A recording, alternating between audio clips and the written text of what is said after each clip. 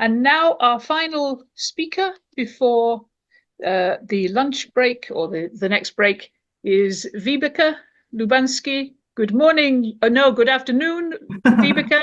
And hello to you in Denmark, and hello to you at your democracy event. And we're pleased to be connected in with that event today, our symposium, with your democracy event. So I will just introduce you. Vibeke is the head of the Secretariat for the Danish Association for Psychotherapists and has been in that role for the last 6 years. And she's a very active member of the European Association for Psychotherapy and one of the founder members of the European Room for Listening. So Vibeke, over to you, and we look forward to what you have to say. Thank you very much, and good afternoon, everybody, or good day, or what? Yeah, good afternoon, I think. I have with me my colleague here, Trine, because Trine. we are in the democracy meeting in Denmark right now, and she is doing me. So we will make some movies and be connected to this democracy meeting we have. So we have been active all morning. So now the Danish population knows about the symposium also through Facebook and Instagram and so on. Excellent. I will share with you my presentation, which I must say have developed during this morning. Because I got inspired from all. That's good to hear. Yeah, from all of your inputs. Oh, this is not the right one. We have to start here. So first of all, I will, this is jumping. I am attending this meeting, as I just said, and Patricia said. No, first of all, I want to thank you. Thank you for the invitation to be here, and thank you also for organizing this symposium. It's really, really great to be a part of it, and I look forward to be able to also be part of the planning group for the next one in November. Always when I sit at these meetings, I really feel a big gratitude to the translators. I really think, so thank you, translators, for being there. You play a really important role here with us. I put a little map here. Can you see the map? Is that the slide you see? Yes. Yeah, good. So I just wanted to show you my little country, Denmark. And out in the Baltic Ocean, there is a little island called Bornholm. I will just point with, I just find, yeah. So Denmark is my country. It's this little two islands, and this peninsula is Denmark. And out here in the Baltic Ocean, we have a small island called Bornholm. And it's also a part of Denmark, but as you can see, it's quite away from our coast. But here every year in June, we have 3 days of a democracy meeting. We call it the people meeting. So it's a meeting where we have all politicians and all people meetings for 3 days, discussing all kind of issues. I'm here to be active in the discussion about mental health, and many people are here to discuss also, the war situation. I'll just show you a few pictures here, because there is also an exhibition on the roads about Ukraine.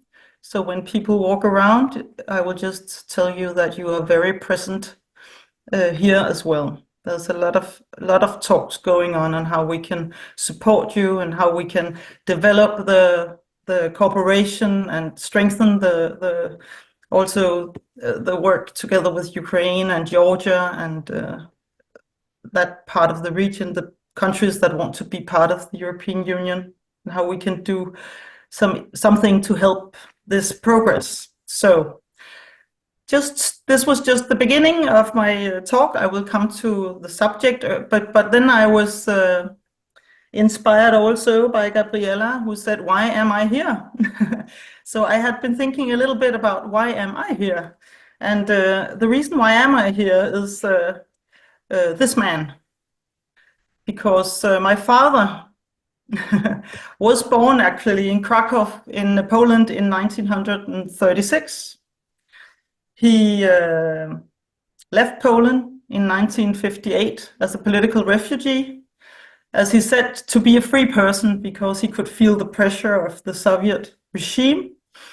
So he left the country and he lived in Denmark until now. He is today 87, and here he is cooking pierogi in my kitchen. So I am I feel very connected to Eastern Europe in many ways. And I think my father is a big inspiration for me because he has always been a peace-loving person. He has valued the nature and good food, and he has always been insisting on enjoying every moment of his life, which is what I also experienced from meeting Ukrainian colleagues in the European Room for Listening, is that I really get connected to enjoying every moment because you don't know what's next. So this was my little introduction to my presentation. I'm going to speak a little bit about the European Room for Listening and the importance of transnational relationships in time of war. As Patricia said, I'm from the Danish Association of Psychotherapy, and I just put my mail address here. So if anyone wants to connect after this meeting, I will. It's strange not to be able to be with all these 300 and something 90 people that we are in this Zoom room. It's really fantastic to know that you are all there.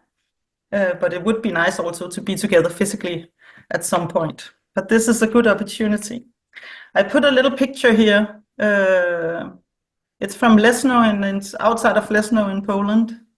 It was close to a churchyard and it's from 46, you can see. And it's just, I was visiting Eva de Bauer, my colleague, who is also very active in this work with the European Room, and she has a place out in the countryside here. And when you are there, you really get reminded of that it's not that long ago that we had the Second World War, and I think most of us thought that it would never happen again. So it's really important to remember that we do already have experiences, and I think for myself and for many of my generation who lived in peace, it's really important now that we can talk, that we can speak about it, because one of the things that we found out together in the European Room for Listening is that the older generation were very silent about what happened. So I think now this is a sign that we are actually trying to find space where we can speak about things while they are going on in a different way than they were able to before, because we have this digital opportunity, which is fantastic.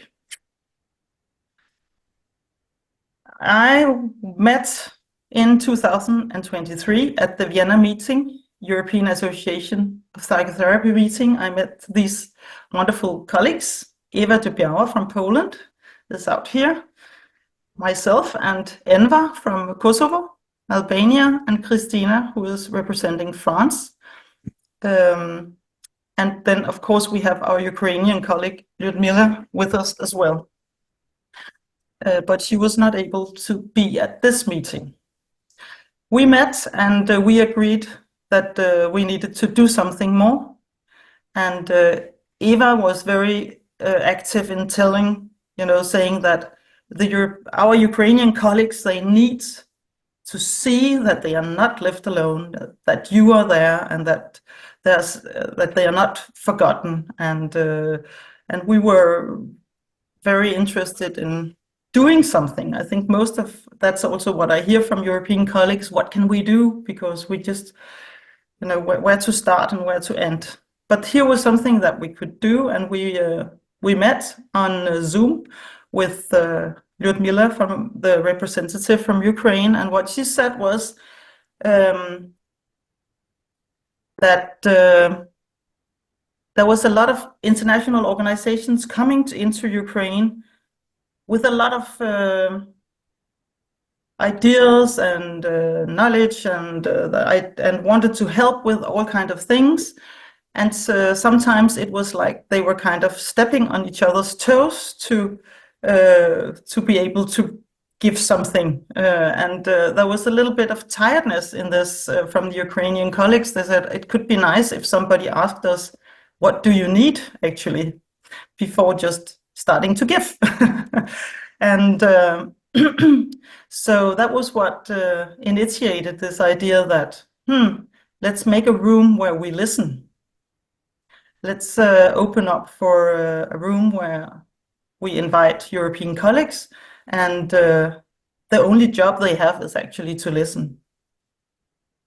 So this was where it began. We started last June. We had the first Zoom meeting. We established the European Room for Listening, which is a Zoom room with a translator, which we are very happy are there. And we invited European colleagues, and we invited Western European colleagues to be there together. So we wanted to make a safe space where we could share. And now we have done this every month. It's the last Wednesday of every month for 1 year. And we have developed the room since. Oh, what is it? First of all, it is this Zoom room, and we meet between 5 o'clock and 8 o'clock. And it's an open space, and you can come and you can share and you can listen and reflect on what you hear. And we have felt that the room has been developing slowly over the time. Now we start to know one another more and more, because it's not such a big room. In the beginning, we invited everybody to come. And after a while, we found out, okay, now it seems like we were the same amount of people showing up, and that we were building some kind of really a relationship, because we started to know each other better. We had seen each other more times. We had listened to the stories. We had shared perspectives. So we were also beginning to develop new ideas of what we could do together, and so on. So actually we at some point decided, okay, we will not invite more people in right now. We will evaluate this room, and then we will see if we should continue or make new rooms or in a different way. So this is a project in progress. In November last year, we met physically in Poland.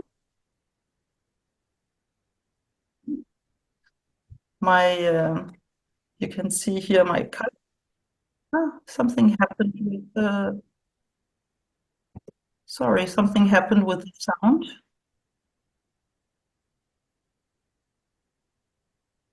This is strange. I can hear the translation.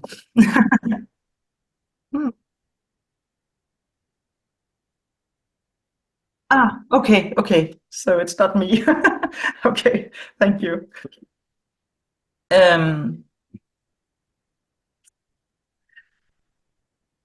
We met in Lesno with our colleagues for a week. There was a 2-day conference, and we had some workshop days with our colleagues here, and also with the editor from the European Journal of Psychotherapy, because we wanted our colleagues also to share their experiences and knowledge on writing. So we had a whole workshop day where these beautiful ladies were working on different topics. What would they like to share? What are they learning as psychotherapists in the middle of this crisis? And this is going to be in the next European journal. I think there will be a special edition soon with these articles that they wrote, because they have been very active. But we met, and we also talked about how can this European Room for Listening develop over time. And one of the things that our colleagues really said they needed was to get out of Ukraine on recreation. This was a possibility to get out of the country, have a week or 10 days in peace out of this. I imagine that there must be this feeling of war all the time in your mind, in the news, everywhere, while you're in Ukraine. So getting out of the country and relax, sleep, have food served, having, feeling the comfort of colleagues. And that is one of the things that we really want to do more. So one of the things that we are working on right now is to make this possibility open for more of our colleagues from Ukraine, also to get on vacation in Denmark, in France, in Poland again. So you will hear more about that when we are right now working on some fundraising to be able to invite more out of the country on a retreat, actually. Also, we found out that there are some subjects that are really burning subjects for psychotherapists inside of the country. And there was, at the last I think the meeting in April, we were talking a lot about the veterans, how to take care of veterans and how to take care of the families of veterans inside of Ukraine. And therefore there was a webinar 1 week ago, specially arranged around this, where there was invited specialists who knew something about this, had experiences, and could share this knowledge with our Ukrainian colleagues on a small webinar. And we think that we will continue in the European Room for Listening to listen to what is needed, what subjects are, what are burning subjects, how can we support on these. And then we have, of course, a very strong connection into the European Association for Psychotherapy. We are the European Room for Listening. We have all our Ukrainian psychotherapist colleagues, and we want somehow to make this wheel spin in a good way. And that's also why I'm here, to make the bridges and the connections with you who are sitting in Ukraine, all the Ukrainians who are outside of the country, all our European colleagues, and how can we make connection and bonds all the time through and really build our transnational relationships. Because even though we are so different countries and many different people, it's amazing also to that there's so many things that are common, and there's so many things that where we can meet and be together and just be people. So this was what I prepared to tell you about today. I'm very pleased that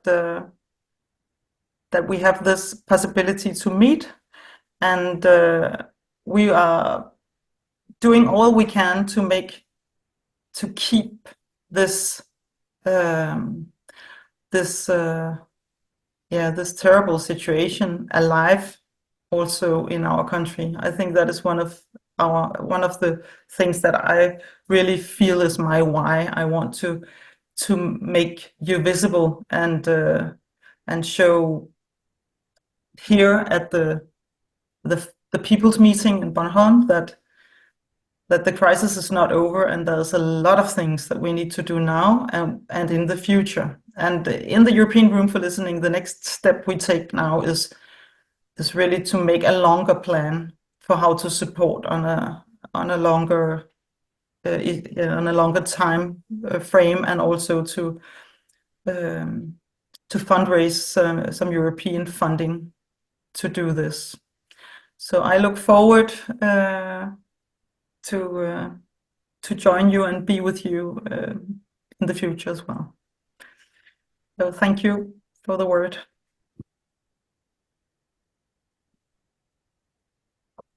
Thank you so much, Vibeke, for giving us that excellent presentation about the work of the European Room for Listening. A couple of things to pick up on. As you said, you realized the importance of listening, especially in this wartime, especially because it's so important to listen and to know what it is that's needed, rather than to imagine from our position what it is that might be needed. And it's true of these symposiums as well, that we asked the question to our Ukrainian colleagues, what is it that would help you? And their answer was, as Alexander Filtz said, their answer was, we want you to help us hold symposiums for Ukrainians and for Europeans, bringing them together. And I think that was an inspired idea, but also of its time. And that's what's so important in the process of listening, that you discover what's important, what's visionary, but also what is of its time, what is so important. And I think that's why the symposiums have become as rich as they have, really, because of that initial listening. So thank you for that.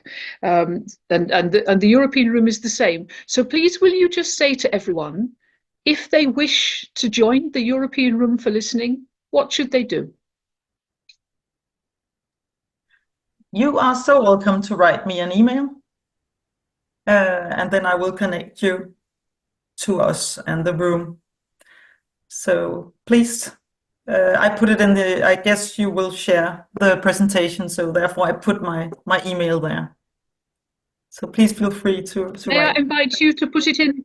May I invite you to put your email into the chat, yes, and then people will have it on their yes, screens as well.